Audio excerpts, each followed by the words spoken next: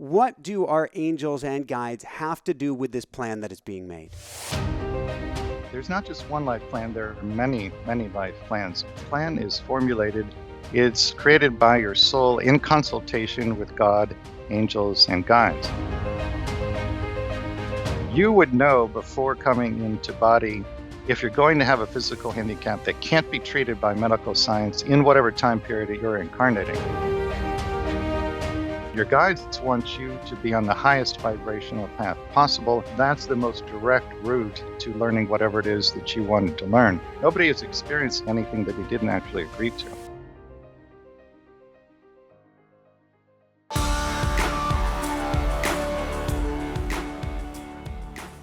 Hi everyone, welcome back. I'm Michael Sandler, your host on Inspire Nation. If you've ever felt life was out of your control and there's nothing you can do about it, then do we have the Your Soul's Plan show for you. Today I'll be talking with Rob Schwartz, Past Life Regression therapist and the author of 3 phenomenal books, Your Soul's Love, Your Soul's Gift, and Your Soul's Plan. And that's just what I want to talk with him about today, about your guides on the other side, your soul's plan you made before you were born, and whether you can change it. So welcome back to the show, Rob. Are you ready to shine? I'm ready, Michael. It's great to see you again. Great to see you here as well, Anamighty. Woohoo! We have a lot to talk about, a lot to catch up with. I don't think my introduction of you did any justice at all, and we'll dive into more of that as well. But before we dive right into things, do we really have a council of elders that we all meet with on the other side? We do, and this is the focus of my work as a hypnotist. I offer only one type of private session. It's called a between life soul regression. You can do it privately or in a group in our workshop, but that's what that consists of primarily. You go through some preliminary steps to relax, experience a past life, and then you go from the past life to your council of elders. So the council consists of the very wise, loving, and highly evolved beings who oversee your evolution. Everybody's council is a little bit different numbers of beings, different kinds of beings, but all of them are very, very highly evolved, and they know everything about you, everything about the plan for your current lifetime, and everything you experienced in every past life on Earth and anywhere else you've incarnated. So when people get in front of their council of elders, we ask a lot of questions on every conceivable subject, but they tend to fall into 4 categories. What did you plan before you were born? Why did you make those plans? How are you doing in terms of fulfilling your plan? And how could you better fulfill your plan? So by the time you come out of that kind of session, people have a really good idea of what they're doing here and why. And they say things like, I have no more questions about my life. The council answered every one of them. So let's dive in. Let's go back in time before we were born then. We're meeting before our council of elders, before we incarnate. First off, do they ever make mistakes? Not in the way we would define mistake. So, for example, some of the discussion, particularly when you're planning challenges, is going to lead to suffering on the earth plane. That is part of the experience in coming here. And so from the human perspective, you might say, well, they made a mistake. They asked me to do too much, or I agreed to do too much. But it's not really a mistake because it's going to get you where you want to go. This is going to sound facetious, and I do not mean it as such. Where do we want to go? Well, ultimately, what everybody is aiming for is to reunite with Source. Now, in saying that, that description is a little misleading because it implies that you're separate from Source now, and you're not. You perceive that you are due to the limitations of the 5 senses. But when I say reunite with Source, I mean reunite consciously with Source. Know that you are back with Source, that you are one with Source, and be in that state of bliss that defines Source. With that said, though, we're more in that state naturally on the other side already. So why go through this amnesia and heaviness? I really want to get into, we seem to learn in this Earth School best, and I'm with you on all of this. We seem to learn in this Earth School best, this heavy Earth School, through pain and suffering. And my belief is, and my understanding of the other side is, there are many races, civilizations, peoples, energies that don't need to learn that way. Why are we making that choice to evolve here in this way if what we're trying to do is reunite with what we already have? Because by intentionally forgetting who we are and then going through challenges that break our hearts open and then remind us of who we are, we end up ultimately with what you could call a more profound self knowing. Let me give you a crude analogy, but I think it will make the point. Let's say that after our conversation today, you go for a walk and you're walking down the street there in New Jersey, and God forbid, a big tree branch falls on your head, knocks you out. And Rob, when I you was come hit by an SUV 3 months ago and had surgery, reconstructive surgery on my oh, I left didn't know wrist that. right after an interview in this sense.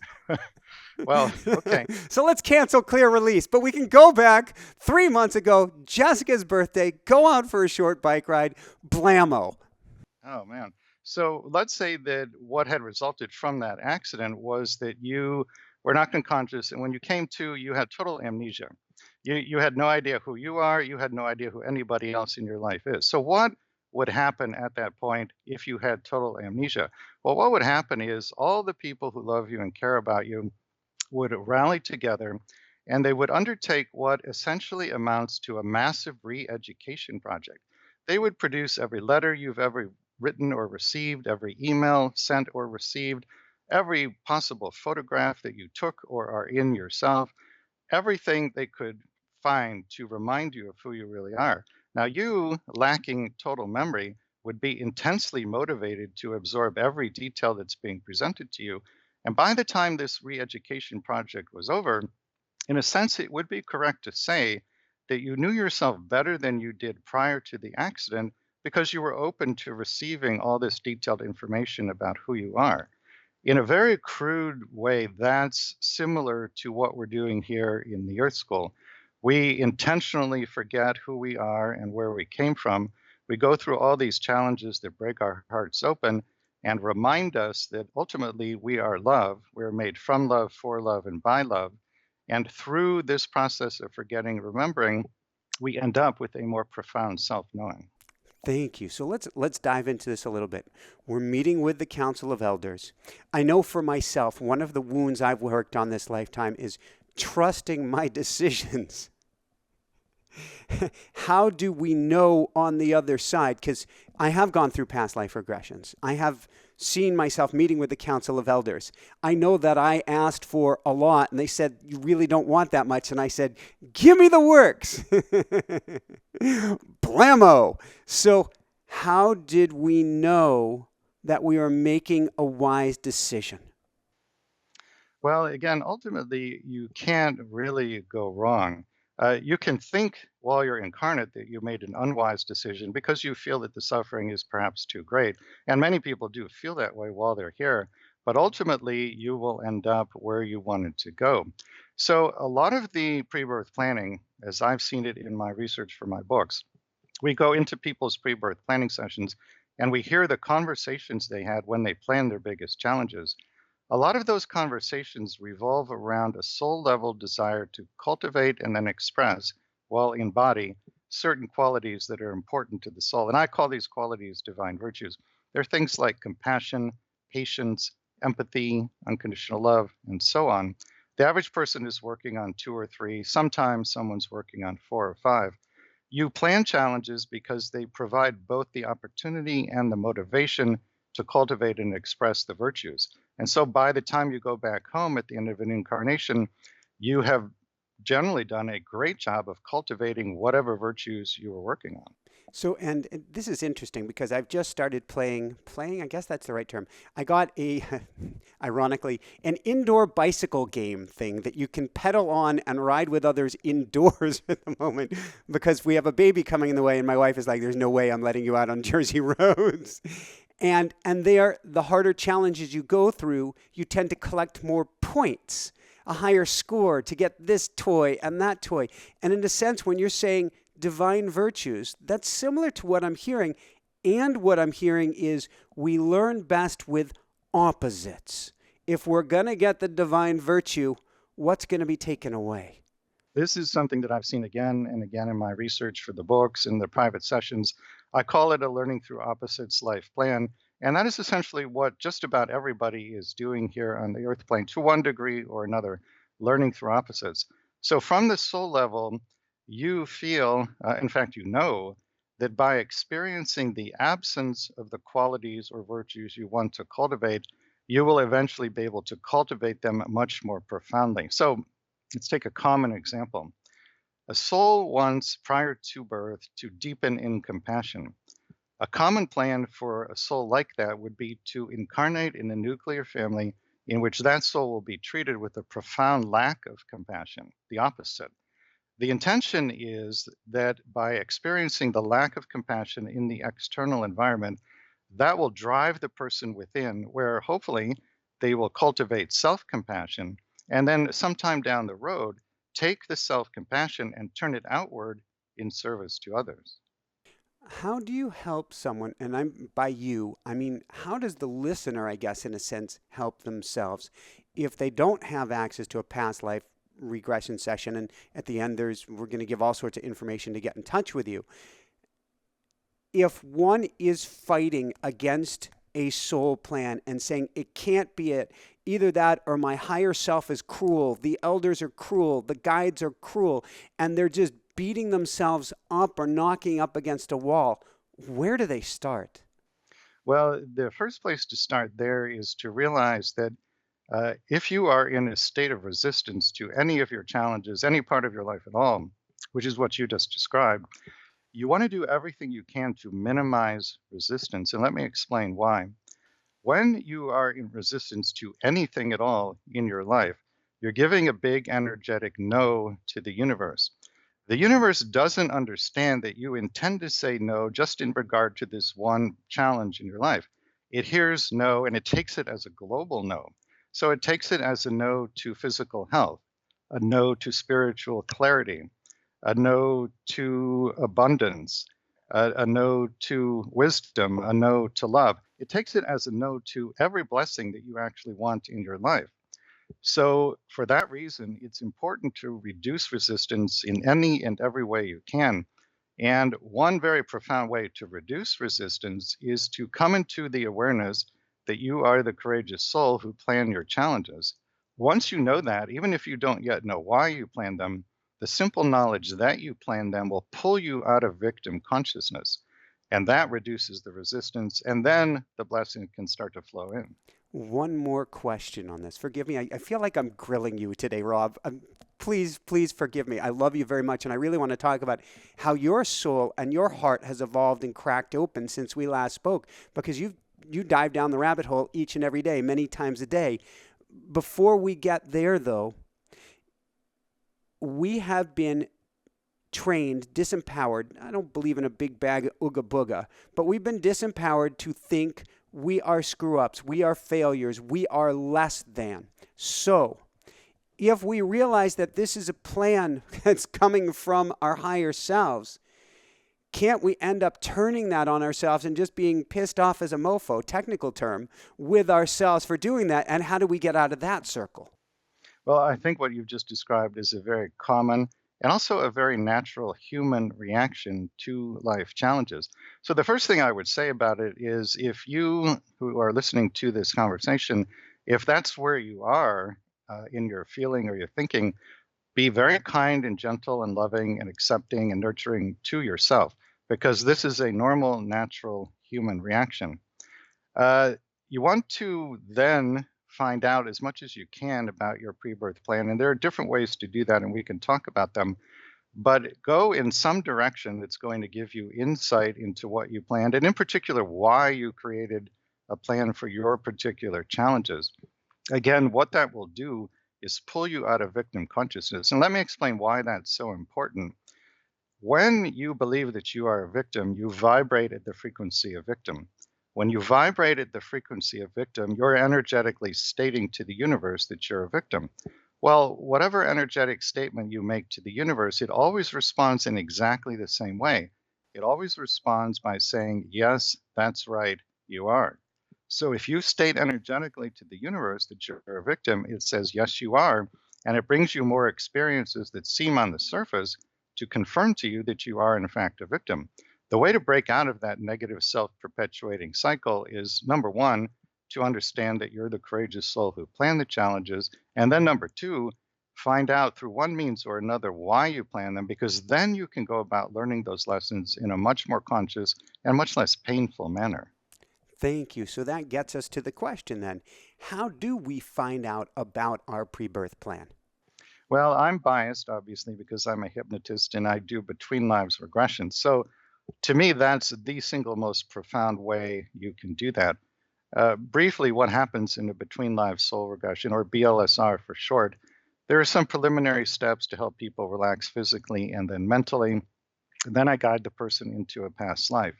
It's almost always a past life that had a big impact on the plan for the current lifetime. The client experiences several different scenes in the past life, the last of which is the death scene. The portion of their consciousness that is having the experience leaves the body in the death scene and crosses back over to the other side. They go home, in other words. When they get there, about 80% of people are greeted by a spirit guide. The other 20%, angel, archangel, ascended master, deceased loved one.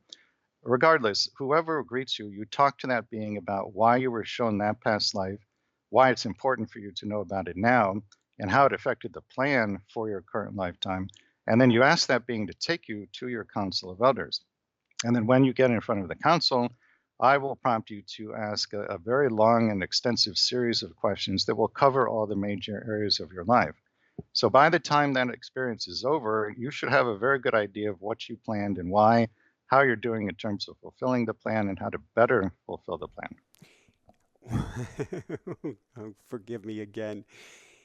What if we don't like the plan? What if we've said, I've had enough with the plan? I want to change the plan. Well, there are a lot of people who feel that way, of course, and you can do that. I have a friend who has the ability to go to her console on her own anytime she wants to. And she shared a story with me during one of her visits to her council of elders. She's had a very difficult life, and she said to them, this is just too much. I want it to be easier. And I know a lot of other people who want it to be easier. And the council said to her, this is exactly the kind of feedback that the councils want. Tell these other people you know who feel the same way to come to their council and give them the same feedback. This is what we want to know. So they're very open to amending the life plan. Now, as to how you do that, you can pray, you can speak to God or your guides, you can do a regression and go to your council and ask directly. But people should know plans get amended all the time while you're asleep at night. You leave your physical body, and in your astral body, you go back to the other side. You meet there with the significant people in your life, and you're essentially asking one question, which is, are we learning what we came to Earth to learn? If the answer is yes, then carry on. But if the answer is no, then you have a conversation about what changes you need to make so that you all can learn what you came to learn. And in that way, plans get amended all the time. Beautiful. And I would add to that, certainly, shameless plug, you can learn automatic writing as well and learn how to write to your council of elders. You can even go to your Akashic Masters and look in the library in that Hall of Congress and see a little bit about your life as well. You mentioned guides, you mentioned angels. What do our angels and guides have to do with this plan that is being made? As I understand it, when the plan is formulated, it's created by your soul in consultation with God, angels, and guides. Then the plan is presented to you, the energy of your soul that's going to be incarnating into a physical body. At that point, the vast, vast majority of people, believe it or not, agree to the plan without changing it at all. So then they incarnate. But there's a small percentage who start to feel human emotions like fear or doubt, essentially fear or doubt that it might be too much. If you express that feeling, then the plan is amended until it's acceptable to you. And if you continue to say this is still too much, it will continue to be amended until you agree to it. So bottom line, nobody has experienced anything that he didn't actually agree to. What's interesting about this, thank you so much, Rob. What's interesting is our personality, from everything I understand, our personality continues with us. Certain likes and dislikes, this change, but our personality stays with us. So somebody who may be a really dot your I, let me see the contract lawyer type could be on the other side with the elders going, I need to see every detail, couldn't they?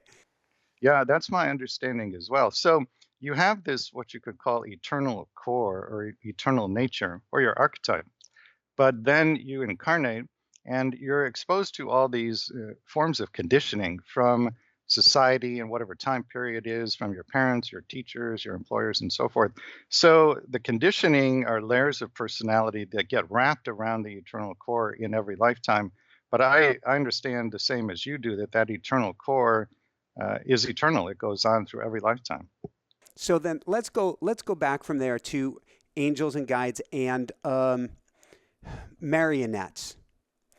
We come in here, and as I see it, there are nodal points in our timeline where crap is going to go down, is the best way to put it. How do our angels and guides orchestrate all of this many pieces? And are they by our sides kind of nudging us each step of the way to help guide us to those important moments? They are very much doing that. Now, a lot of this is accomplished just through vibration, through the law of attraction. So you are at a particular frequency at every point in time, and so is everybody else and every other thing in the world. And you will draw to yourself people and experiences of like frequency. But along with that, the guides are trying to assist in whatever way they can. So, for example, they will do things like, say you're at a bookstore, and there's a particular book that will really help you. They have the ability to draw your eye to that book. And people sometimes talk about they'll see light around a particular book on a particular shelf. That's the guides doing everything they can to tell you, buy that book and read that book. They're always doing things like that. So then that begets the big picture question. If they're pulling us toward a particular book, if they're pulling us toward a particular event, if they're saying, Michael, it's Jessica's birthday, go out on the bike, meet your destiny, do we then have free will? You do have free will. And this is why there's not just one life plan, there are many, many life plans. One of the mediums with whom I research pre-birth planning, she reports that when she goes into somebody's pre-birth planning session, Spirit shows her a flow chart that is so vast and intricate and elaborate, it's actually beyond human comprehension.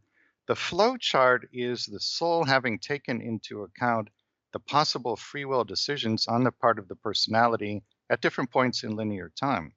So this flowchart is so vast that you and I would never be able to comprehend it, but the soul can. So there's this framework around the life. You can't do anything that's outside the framework, but within the framework, you have total free will to go in one direction or go in another direction. So what is the framework? Does that mean if you're born sort of like in India in a certain caste, you may be stuck in that caste? If you are born with one arm, one leg, you're going to be stuck with that. How limiting is this framework? It varies according to the person's individual plan. The example you gave of a physical handicap is a good example because that's a very common parameter that's placed around a lifetime. You would know before coming into body if you're going to have a physical handicap that can't be treated by medical science in whatever time period that you're incarnating. So if that's the choice that you make prior to birth, then short of what we call a miracle, you will have that physical handicap for the duration of that lifetime. There are things like that that define the parameters. Another choice like that is your choice of parents. Obviously, once you're born, you can't change who your parents are. So there are a few things like that that are, you could say, set in stone. But the vast, vast majority of the lifetime is not set in stone. It's set up as a possibility or a probability. And whether or not it actualizes depends upon your free will decisions. Thank you. You just brought up an interesting point when you said the word miracle. What I unfolded to is going into my automatic writing and talking to my angels and guides for help. Sometimes they have what I call coyote energy, trickster energy. They will give me the answer that is best for my growth, but may not be the easiest answer. So when we go to our guides or to our angels and ask for a miracle, what's going on at that point behind the scenes? And I imagine the miracle they're looking at is to keep you on your soul plan.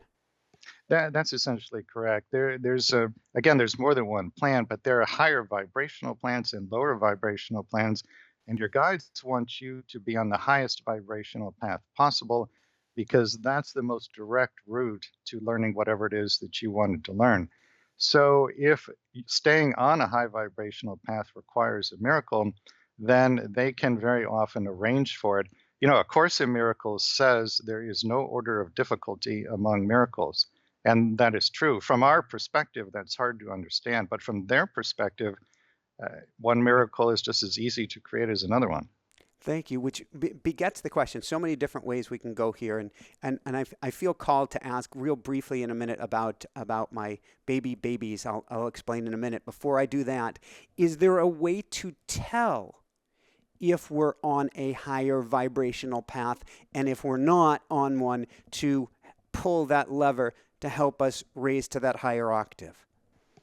The things you want to look for to know if you're on a higher vibrational path: how much love is in your life, how much peace, how much joy, how excited are you or not about the things that you're doing every day. Another telltale sign is time distortion, or what some people call the flow state. So, probably for everybody who's listening here, there's at least one activity that when you do it, it will seem to you like only 10 minutes have gone by, but when you look at the clock, it's 2 hours later. Any kind of activity that creates that kind of time distortion, there's something there that's part of your pre-birth plan. Thank you. Can we actually, years ago, I was in a choir at a church. And I went to the pastor, whoever was running the choir, and I guess it was an interrogation to see if I was worthy enough to be in the choir. I failed. Put that in quotes. And I said, well, if God has a plan for us, is it possible to mess up that plan? And that got me kicked out. Is it possible for us to go past the plan B, plan C, plan C, plan D, and end up off the cliff where we didn't learn the lessons we got to learn this lifetime? It is possible that does happen. But the important thing to understand there is that from your soul's perspective, if that happens, there's absolutely no judgment whatsoever. The only thing that will happen then is that your soul will have a sense of incompletion and will then start planning another incarnation where you will pick up where you left off. But there's no judgment whatsoever. It's understood that that is going to happen in some incarnations. What happens with, you and I have both met and worked with so many people who said, that's it. I'm never coming back here again. You can't make me. What's it really look like when they get on the other side? Well, first, I want to say that as I understand it, nobody is forced to reincarnate. That simply does not happen. However, your perspective when you're back there is very different than it is here. One of the main differences is that from the non-physical vantage point, you are acutely aware that an incarnation is actually very brief. It's here and it's gone like a clap of thunder. Now, you may or may not have that perspective when you're in body, but you do know that from the other side. A second key difference is that from the non-physical vantage point, you know that nobody is permanently hurt by anything that happens here. Again, you might or might not know that while you're in body, but you do know that from the other side. And a third key difference is that from the non-physical vantage point, you know that the wisdom that comes out of an incarnation will become part of you literally for all eternity. So from that perspective, no one is permanently harmed by anything that happens here. The wisdom becomes part of you for literally all eternity. From that perspective, it does make sense that souls would plan big challenges. And it makes sense that you might get to the other side saying, no mas, you can't make me come back. And then on the other side, you go, ooh, wow, I got an incomplete. I want to go take care of this. I had, earlier this year, my wife and I, we were pregnant with twins. We lost one of the twins. The second one is coming through in 2 months. We're beyond ecstatic about this. We had 3 miscarriages beforehand, and it is the soul of 2 of those miscarriages who's actually making it through this time. So many people want to know, what about miscarriages or losing a child or someone that died early? Was this really their plan? So in my first book, Your Soul's Plan, there's an entire chapter about the pre-birth planning of the death of a loved one. And in the second book, Your Soul's Gift, there's an entire chapter about the pre-birth planning of miscarriage. These are very much parts of people's pre-birth plans. They're very commonly chosen. Why would a soul choose something like that? Well, there could be many reasons. Let's take it back to the divine virtues we talked about earlier. What virtues could be cultivated by going through that kind of pain and grief? Well, potentially faith, trust, self-love, unconditional love, acceptance, empathy, patience. Now we're up to 7, and that's just off the top of my head. So essentially what is happening there is that the people who have those kinds of experiences, like you and your wife, they're having their hearts broken open in a very painful way, but it's profoundly growth producing in terms of the virtues. Again, the lifetime is brief, nobody is permanently harmed, and yet the virtues you cultivate, those are yours for all eternity. Thank you. I want to go someplace that I'm going to coin a term here in a different way that maybe it's been used before. If I think of each human being as a cell, and we're, as I see us, we're energetic beings having an energetic experience in human form. But with that said, if I put each human form together as cells in a beingness, then there is a human beingness, a collective being. And I'm wondering if that collective being has a soul or oversoul and has its own soul contract.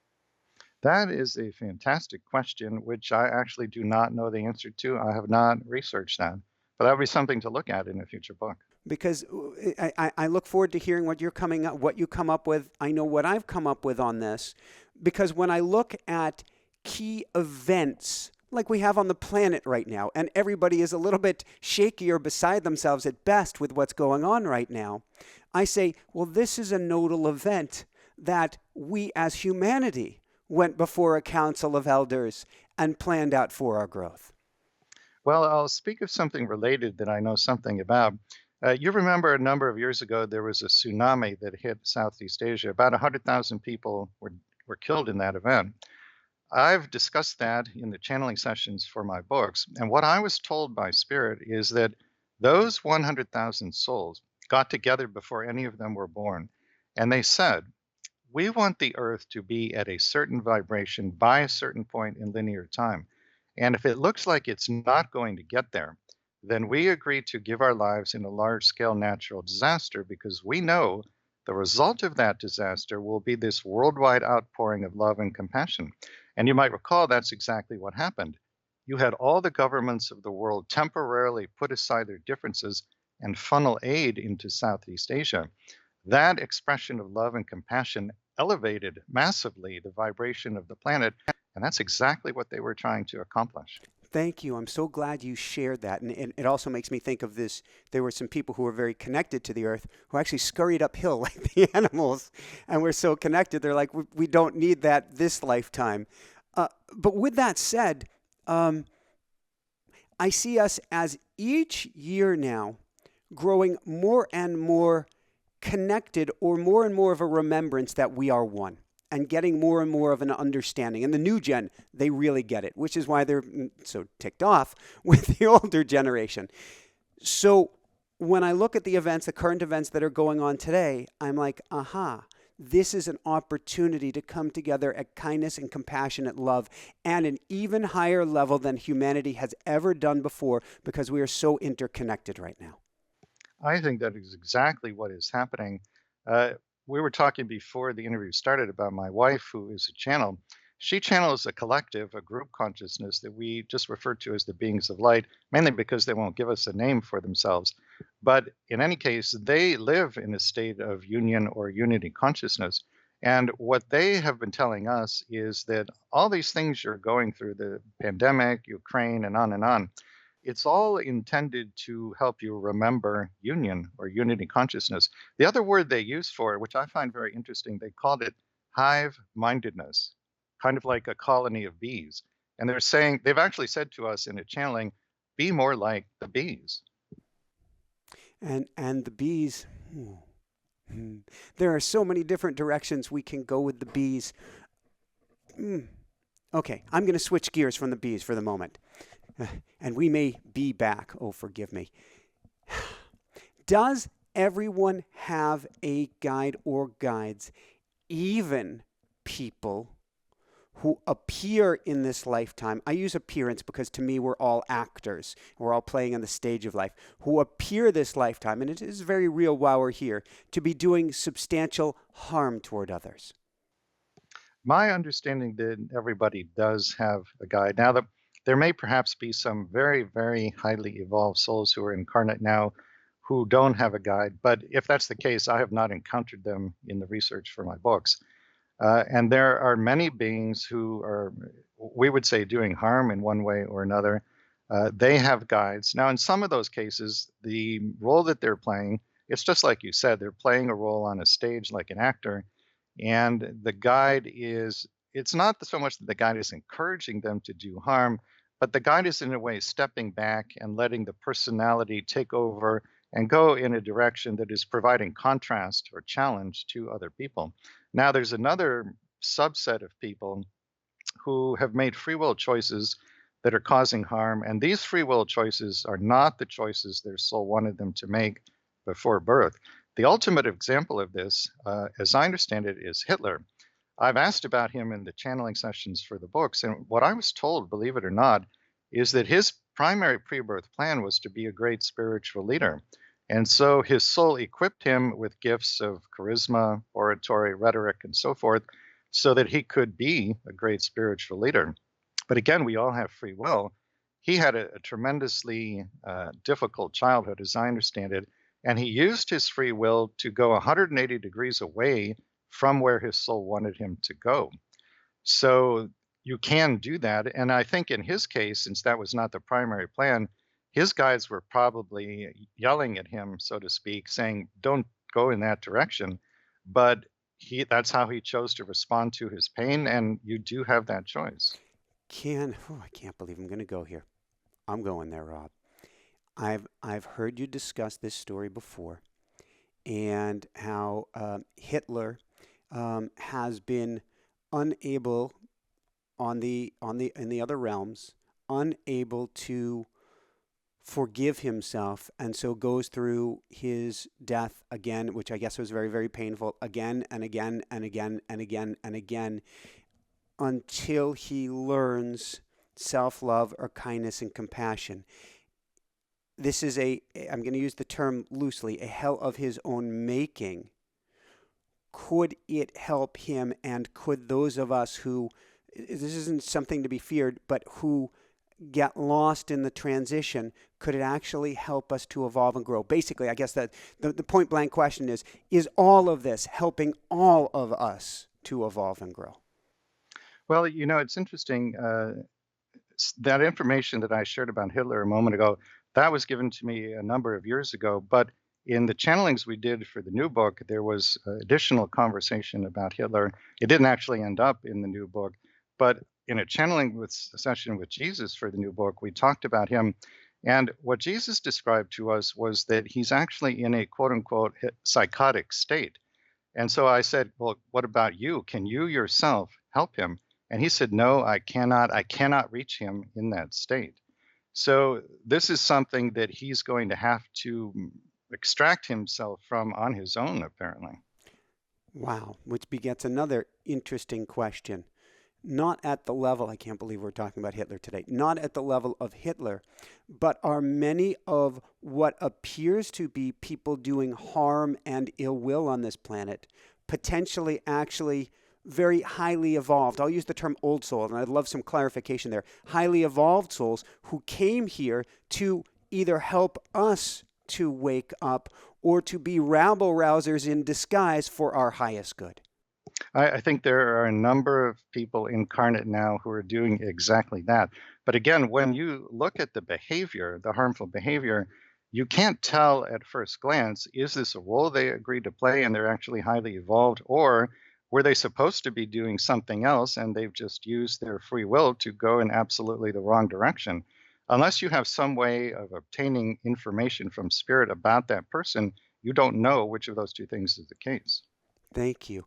Do we each have a soul group, and is there a contract we have with members of the group, like, hey, I'm going to come here this lifetime, and I'd love it if you are my wingmate here, if you're my parent here, if you're my child there, and let's all go and have a party together. That is basically the way it works. So a soul group is a collection of souls who are at the same vibration or evolutionary stage.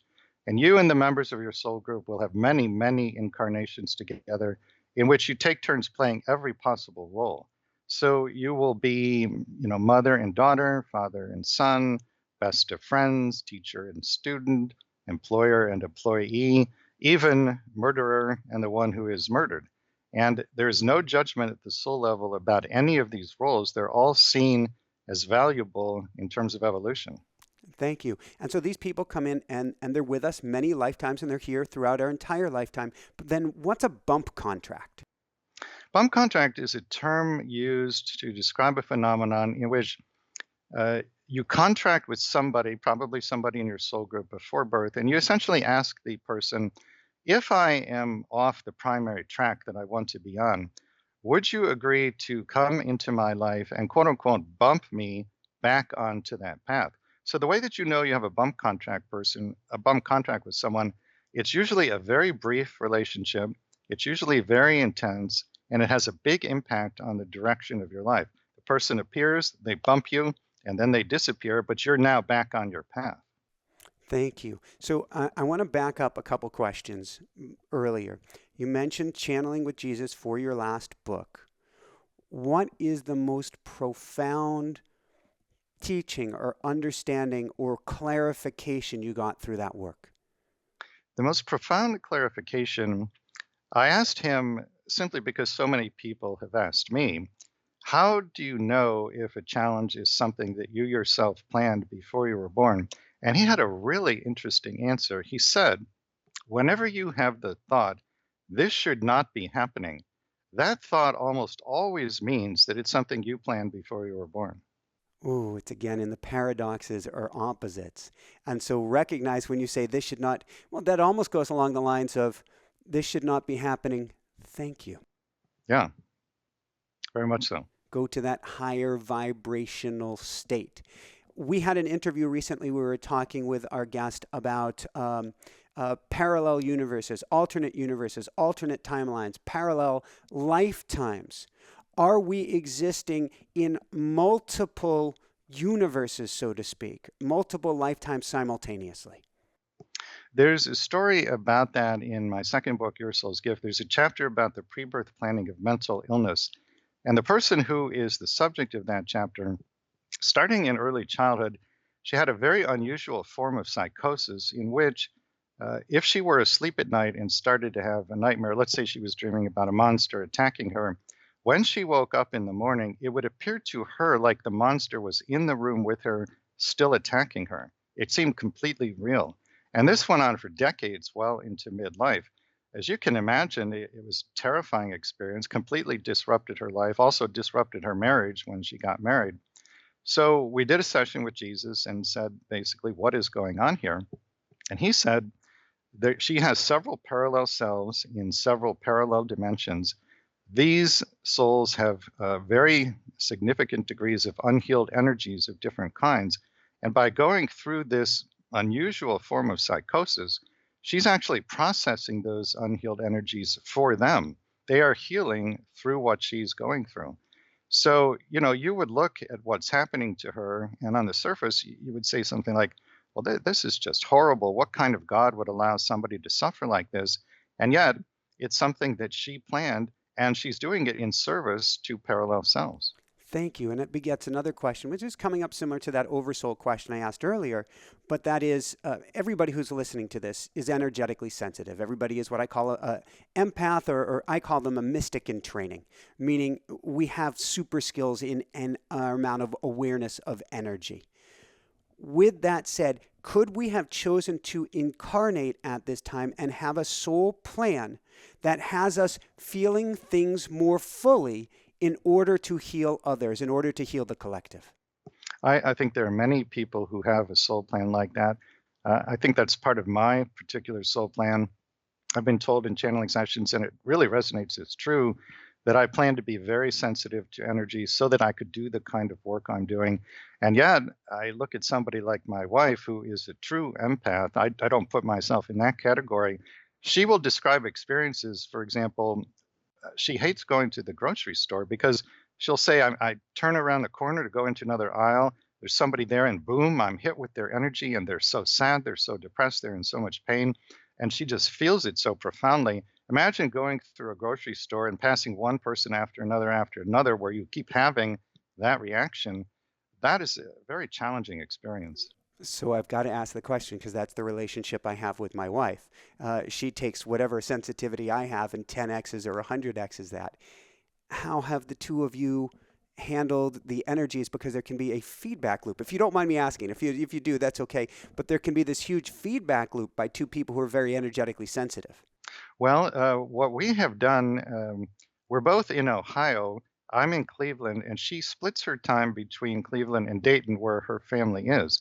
One of the reasons we do that, and there are a number of them, but one of them is that because she is such a strong empath, it's much easier for her to channel when she's in a home by herself. So she will do almost all of her channeling when she's in Dayton, and while I'm in Cleveland. When she comes up here, our focus is more on having fun, less on her channeling. That's one of the things we've done to accommodate her empathy. Thank you. You have, I can just feel it and sense it.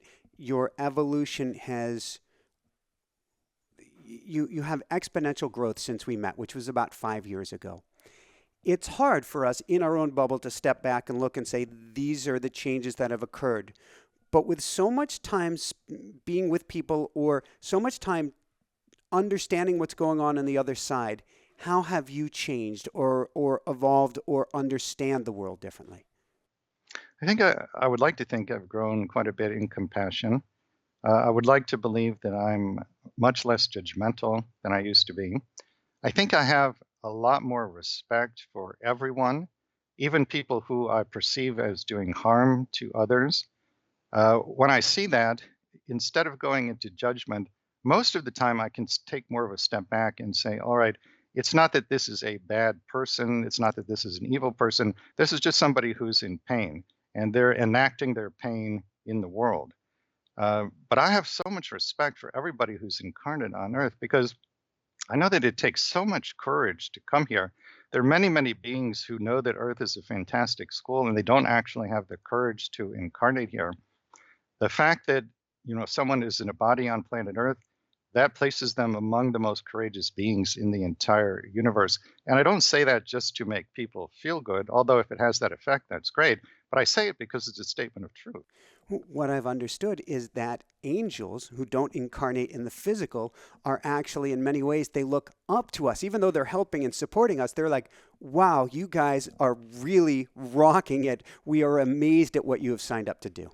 That's my understanding as well. And it's not just angels, the ascended masters, the spiritual hierarchy, so to speak. Everybody in the hierarchy, regardless of the specific form, they have tremendous respect and admiration for us.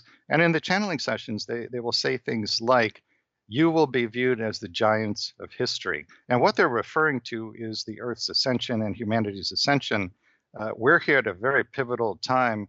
And to be here, you had to have something to offer the ascension process.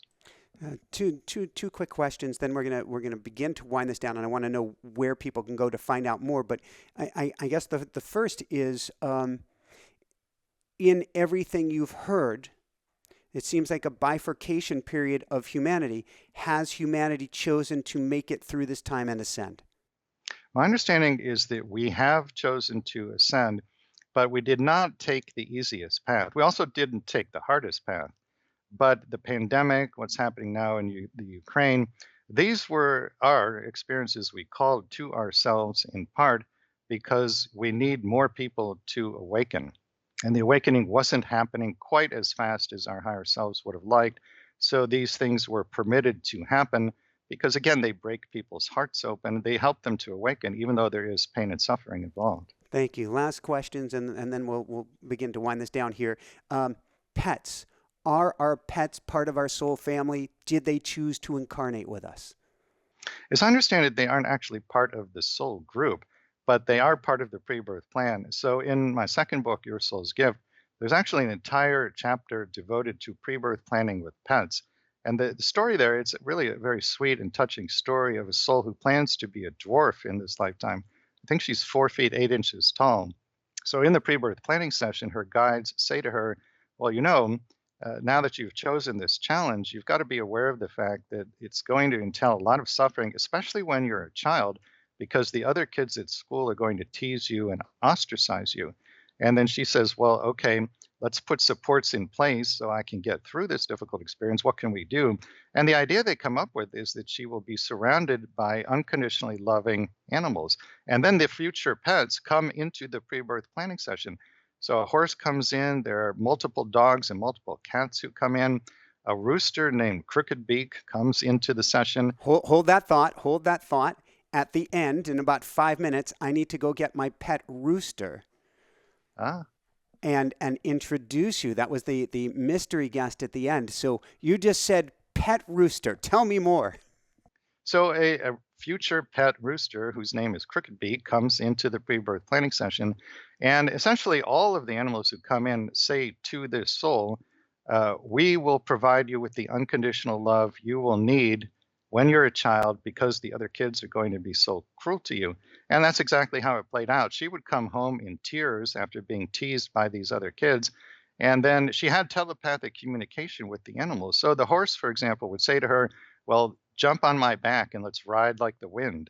And she had that kind of loving relationship with all of her pets. It made all the difference. Can we call our pets back in? To a future lifetime? Well, let's say that they've left us this lifetime. I'm wondering about their soul journey. Geez, that would be a whole show to understand if they have their own council of elders. Can we call our pets back in? Well, what's interesting is that in my online workshop, on the first day, we do the contact a deceased loved one regression. And there are always just as many people who make contact with pets on the other side as with people. And that's one of the most healing aspects of that regression. They speak to their previous cats, dogs, whatever kind of animal it was. And always the pet assures them, I'm fine, I'm thriving here on the other side. I love you. I'm so glad we had that time together. And we can do it again in another lifetime if you want to. Woohoo! All right. Where can people go, Rob, to find out more, to find your beautiful work, to find your courses coming up? Tell us the smorgasbord. Okay. Go to yoursoulsplan.com. Click on events in the main menu to find out the schedule for the upcoming workshops. Click on sessions in the main menu to find out more about the private sessions. On the session page, there's a video of a 1-hour portion of a Between Lives regression, so you can actually see what it consists of. On the events page, you'll see 1-day workshops, 2-day workshops. Some are in other languages in case you have another language of preference. My wife and I have a course through the Shift Network starting on March 3rd, 7 consecutive Thursdays, 90 minutes, all about awakening to your pre-birth plan. And then a separate offering, my wife and I have a monthly mentorship and membership program we call Rise to the Path. And that refers to the fact that you have multiple pre-birth plans, some of which, as we talked about, are higher vibration. And there's one of the pets. So some of these paths have more joy, love, and peace, less suffering. Everything in the Rise to the Path program is geared to getting you to activate that higher vibrational life plan. And your URL one more time, Rob? yoursoulsplan.com. Fantastic. Any last words of wisdom before I go and get Rue? Well, the message I would leave people with, speaking about the courage it takes to incarnate here, it's my understanding that there were 3 times as many souls who wanted to be here for ascension as available bodies. So you had to make a 1 in 3 cut to be here. And the way you made that is that you had to have something to offer the ascension process. So, the world is filled with people who feel weak, small, powerless, helpless, insignificant. Nothing could be further from the truth. You made a 1 in 3 cut to be here, and you made it because you have something to offer the ascension process. Woohoo! All right, I'm going to go get Rue. I look forward to a meditation with you. This has been phenomenal. And what you're really saying, if I wind this all up and put it in a package, gift wrapped with a bow, is we're special. We're we're the lottery winners for getting here, and we have something really cool to offer. I agree with every word of that. Absolutely. Yeah. Woohoo! Rue, meet Rob. Hi, Rue. Rob, meet Rue. So when he appeared, and he appeared on the side of the road, he'd been thrown out at 5 months of age Oh, after dark on a Colorado road. And in a sense, we saved his life. In a sense, he saved ours. In many ways, it's been such a guide. There was some sort of a recognition. So I actually have video on our channel of having him in my arms in the Tesla within the first 30 seconds of having him and going, mwah, and giving him a kiss. And I've never held a bird, a chicken, a rooster, and anything. And there was just this soul recognition. yeah. So clearly you're part of each other's pre-birth plans and playing a big role for each other too. Hugely, hugely so. So now he does love meditations. So would you mind leading us in a short meditation? I say that, and we actually have live events on YouTube, and you'll see him in meditation just go. This is the coolest thing. That's great. Yeah, I'd be happy to. So this is a short meditation you can use to gain insight into your pre-birth plan.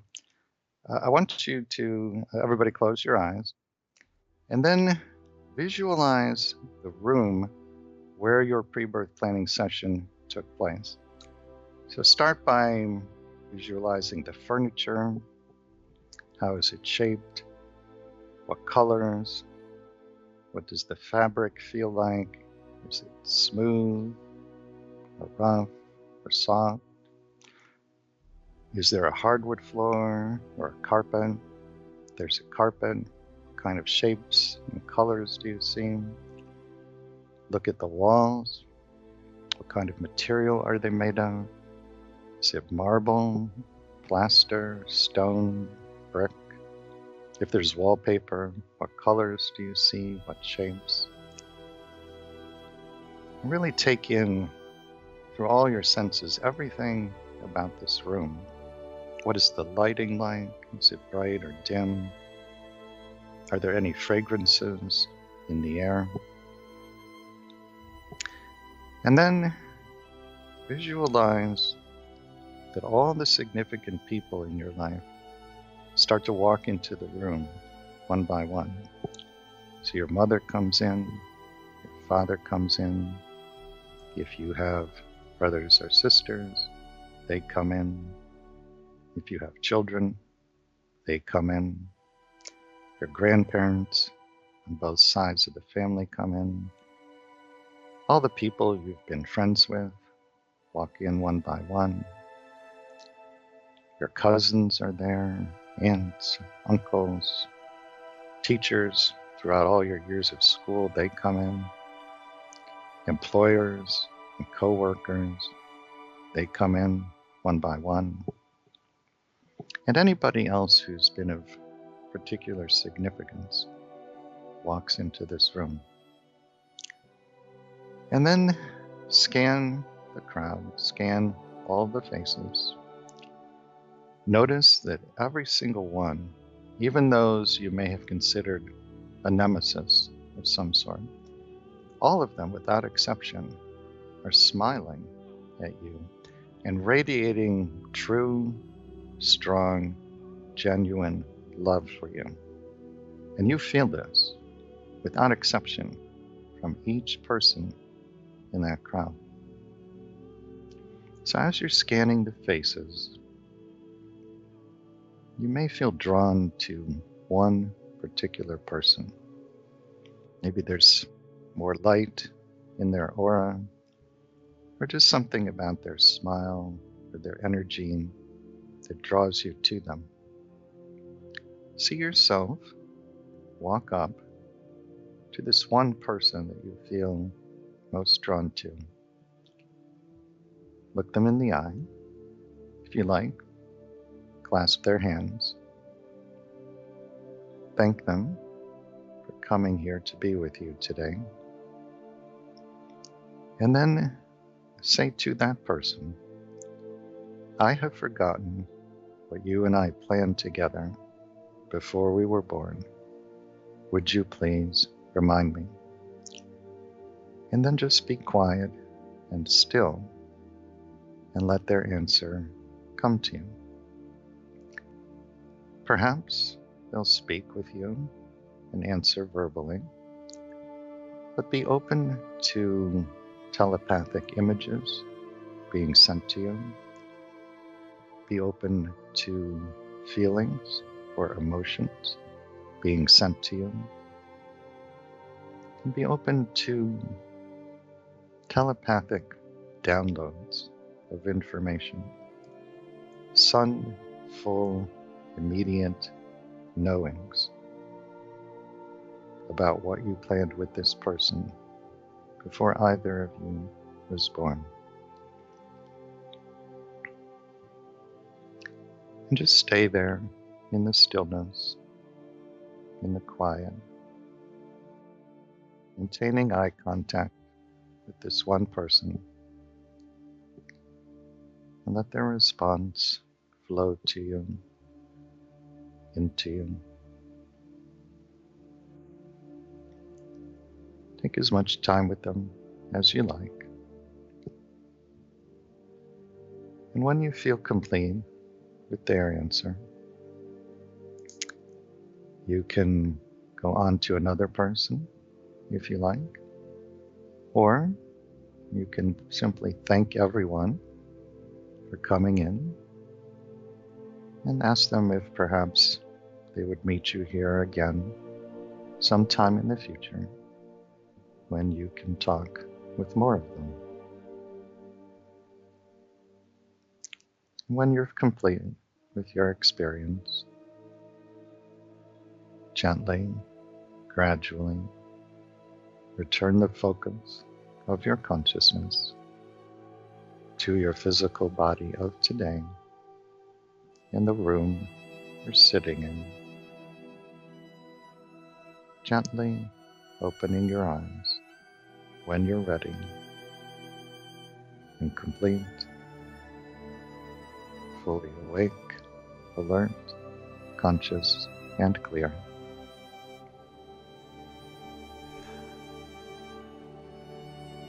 Thank you so much, Rob. You're welcome. This has been beautiful, phenomenal. I love what you're doing. I love your energy. And you're right, what you're doing is necessary to heal those that are here in order for us to shift consciousness. Thank you, I appreciate that. But they heal themselves. I just facilitate that process. Well, that begets the, no pun intended, Rue, chicken and the egg question of if they come to you for a past life session, is that part of their soul plan or does that violate their soul?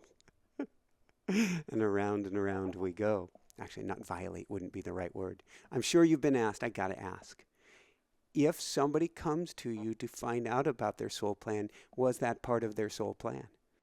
My understanding is that the potential, at least, was part of the soul plan. If someone did not want to know about pre-birth planning, you could easily arrange for that. Pick a different time period, pick a family where you would not be exposed to this idea. If you're listening to this conversation, then this kind of awareness is part of your pre-birth plan. Perfect. So I got to wrap things up here. So for everyone out there, this is Michael Sandler saying, be well, have fun, get your soul's plan, and begin discovering why your soul came here today. And above and beyond all else, shine bright.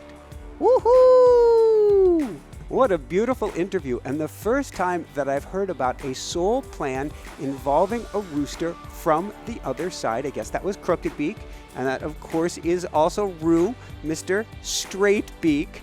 If you want to communicate with the elders on the other side, if you want to communicate with your loved ones on the other side, or even your Akashic Masters, the Akashic Masters, get AWE, the automatic writing experience. Certainly you can get the book, but you can also get the entire video-based program and live classes with me at automaticwriting.com. And since you like this energy, it means you're not only an empath, you're a mystic or a mystic in training. So come join us for our School of Mystics. 4 Wednesday nights a month. You can find out about it at inspirenationuniversity.com. You can also check out the behind-the-scenes goodness by clicking the Join the Mystic Circle button down below Just click that join button and you get lots of behind the scenes videos, updates, all sorts of good stuff, learnings, deep wisdom from me and from Rue as well. Do remember we're a podcast, so you can catch us anytime you're in the car, on the bike, or running. Love you guys so much. Here's a link to the next amazing video. Love you guys so much. Shine bright. Woohoo! How does it get any better than this?